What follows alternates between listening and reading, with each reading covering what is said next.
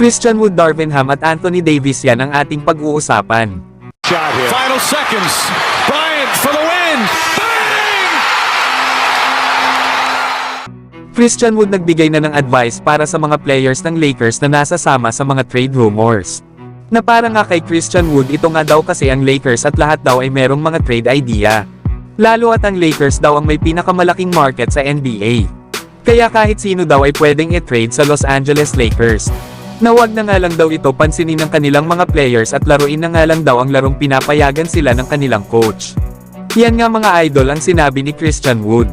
Na isa nga ito sa mga role players ng kanilang kupunan na nahihirapan makakuha ng playing time. Na bagamat hindi man ito kasama sa mga trade rumors, ay hindi pa rin sigurado si Christian Wood na hindi siya iti-trade ng Lakers. Pero gaya nga ng sinabi nito ay dapat wag nilang pakaisipin ng iba niyang mga kasama ang trade rumors. At mag-focus na nga lang sa paglalaro ng basketball based na rin sa ano ang gustong mangyari ng kanilang coach. Samantalang Coach Darvin Ham ay nagsalita naman patungkol sa pag-struggle ng kanilang kupunan. Na ayon pa nga dito matapos ang kanilang pagkatalo laban sa New Orleans Pelicans kahapon, ay napakahirap ng kanilang naging back-to-back game. Especially na nga daw na oras lang ang pagitan para sila ay umalis kaagad matapos ang naging laro nila sa Minnesota Timberwolves. Pero ayon pa kay Coach Darvin Ham ay wala nga daw excuse para sa kanila. Na ngayon nga daw ay babalik na sila sa kanilang home court dala-dala ang 17 wins at 17 losses na record. Kaya naman sinabihan daw ni Coach Darvin Ham ang kanyang mga players na kailangan nilang magkaisa pa at magsama-sama pa. Lalo na daw ang maging competitive. Na ngayon nga daw ay may chance silang bumalik sa kanilang sariling bahay at matulog sa kanilang sariling kama.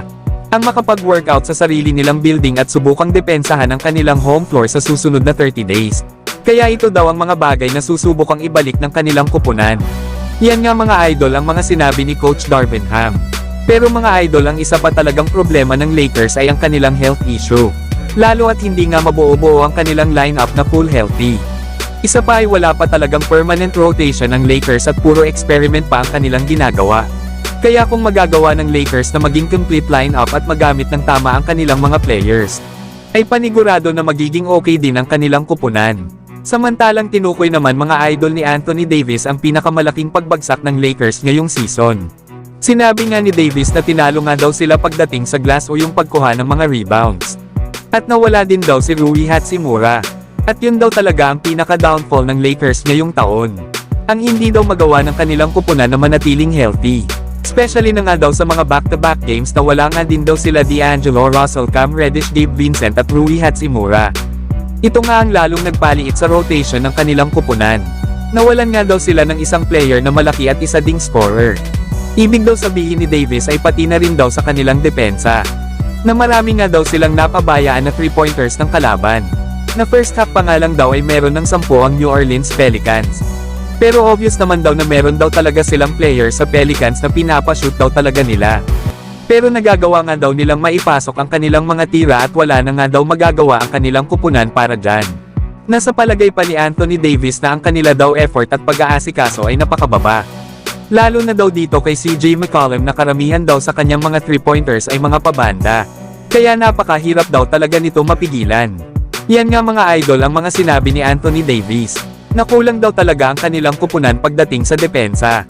Lalo at wala nga ang iba nilang mga players na maaasahan sa depensa at opensa. Na ito nga ang naging advantage sa kanila ng New Orleans Pelicans na dahil mas lumiit ang lineup ng Lakers. Ay madali na para sa Pelicans ang mag-shoot ng mag-shoot. Kaya kailangan ngayon ng Los Angeles Lakers na magkaisa. Lalo na ngayong month of January na malimit sa kanilang mga laro ay gaganapin sa kanilang home court. Kaya panahon na lang talaga ang makapagsasabi kung kailan magiging fully healthy ang lineup ng Los Angeles Lakers. So hanggang dito na lang tayo mga idol.